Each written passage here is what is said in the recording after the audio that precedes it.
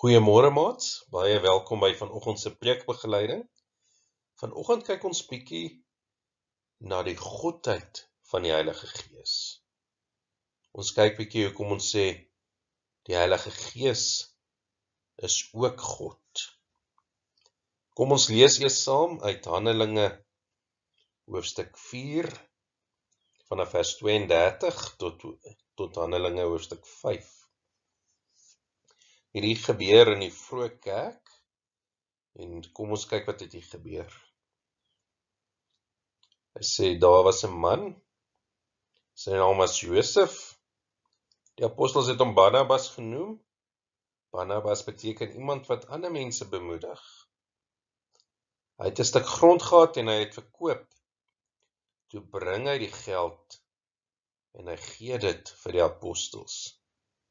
En maat, die apostels het toe dan het die geld gevat en dit dan ook weer gegee vir almal wat iets nodig gehad het. Maar daar was 'n man, sy naam was Ananias, sy vrou se naam was Safira. Hulle het ook 'n stuk grond verkoop. Ananias het 'n deel van die geld vir homself gehou. Sy vrou het geweet dat hy die geld gehou het. Toe het Ananias die geld gebring wat oorgebly het en hy het dit vir die apostels gegee. Petrus het hom gesê, Ananias, hoekom het jy geluister na die Satan? Hoekom het jy gesê hy mag oor jou hart regeer? Hoekom het jy vir die Heilige Gees gelieg? Want jy het gemaak of jy al die geld bring, maar jy het 'n deel van die geld vir jouself gehou. Die grond was altyd jou grond. En nadat jy dit verkoop het, kon jy met die geld gemaak het wat jy wou. Hoekom het jy besluit om hierdie verkeerde ding te doen? Jy het nie vir mense gelieg nie, jy het vir God gelieg. Toe Ananias dit hoor, het hy gesterf en op die grond geval. En almal wat hiervan gehoor het baie bang geword.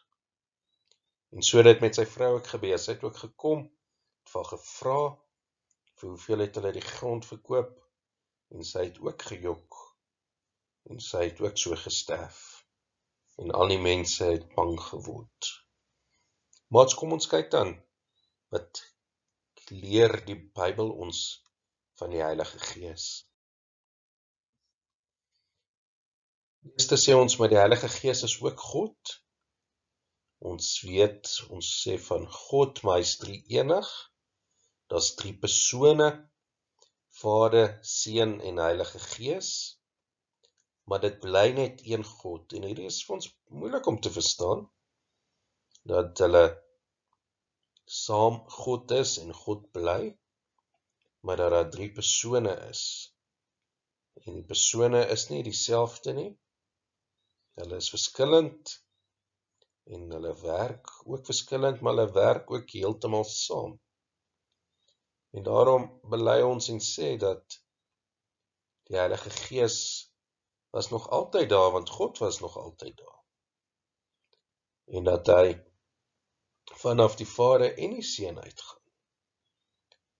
Maar dat hy majesteit en heerlikheid ook ontvang.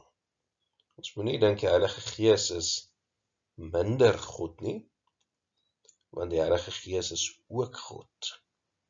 So maats, ek weet hierdie is so 'n bietjie moeilik om te verstaan, maar kom ons probeer dit verstaan. Maar kom ons kyk verder.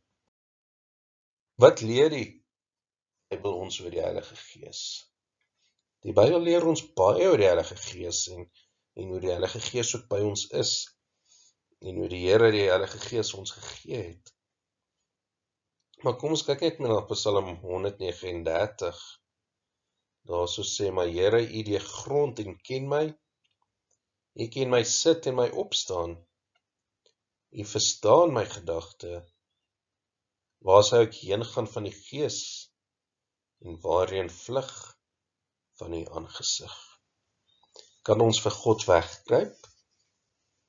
Nee, God ken ons heeltemal. Hy ken selfs ons gedagtes. Hy weet wat ons dink en beplan en doen waarheen ons gaan. En daarom is ons nie bang vir God nie. Dis juis vir ons 'n groot troos, maar God ken ons en daarom kan ons bid. Daarom hoef ons nooit vir God te probeer wegkruip nie, maar kan ons juis na God toe gaan, wanneer ons moeg of hartseer is of wanneer ons bly is. Ons kan elke dag tot God bid en weet maar hy is saam met ons, hy is by ons. Sy Heilige Gees self woon ook in ons. Ja, maats, ons net soos ons nie weet hoe God lyk nie en dit nie kan teken nie, kan ons ook nie die Heilige Gees teken nie. Daar word 2 plekke gesê dat die Heilige Gees soos 'n duif op Jesus gekom het, maar dit sê nie die Heilige Gees is 'n duif nie. En 'n ander plek sê dit het soos vlamme van vuur op die disippels gekom. Maar dit is net 'n teken ook, dis nie ons kan nie die Heilige Gees teken nie, ons kan nie vir God teken nie. En daarom moet ons versigtig wees, ons moet nie net van God klein dink nie. En ook met die Heilige Gees. Party mense dink aan die Heilige Gees net as 'n krag wat God help. Maar die Heilige Gees is self God. En daarom sê ons alles wat ons van God weet, is vir ons waar van die Heilige Gees. Uit die Vader en die Seun en die Heilige Gees is ewig, almagtig, regverdig, wys en goed. En daarom die gedeelte wat ons gelees het, maats, het Ananias het hy gejok vir die Heilige Gees, hy het gejok vir God self. En hy kon die grond verkoop het, en hy kon die geld vir homself gehou het, hy hoef dit nie vir die kerk te gebring het, vir die Here te gee nie.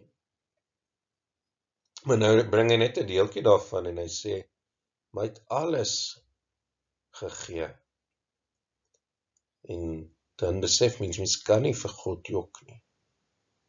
En ons moet nie eens probeer nie, want ons kan nie. God ken ons heeltemal. Maar kom ons kyk dan net, hoe werk die Heilige Gees?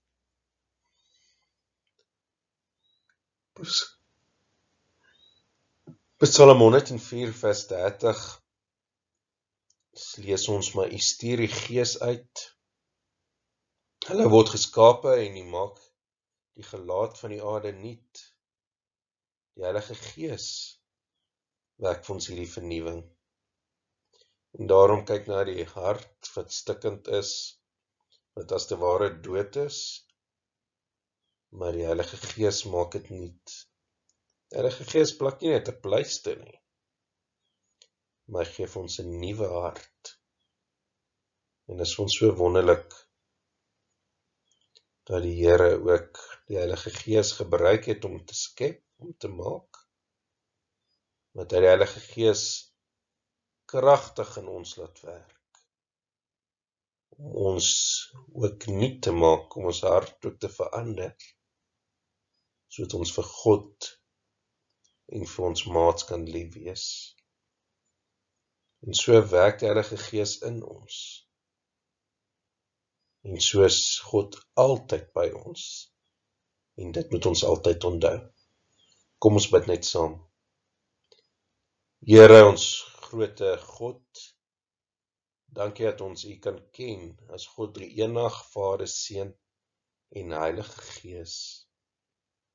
Dankie dat U ons liefhet en dat U as God die Vader na ons ook kyk en versorg en soos 'n Vader ook na ons luister, maar dat U ook Jesus Christus vir ons gegee het om mens te kon word en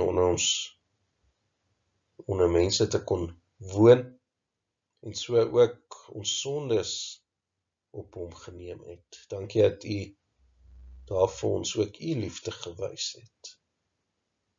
Maar dankie dat ons ook nie alleen is nie, maar dat U ook U Heilige Gees gestuur het om ook altyd by ons te wees. Mag ons daarom ook net altyd na U Gees luister. Amen.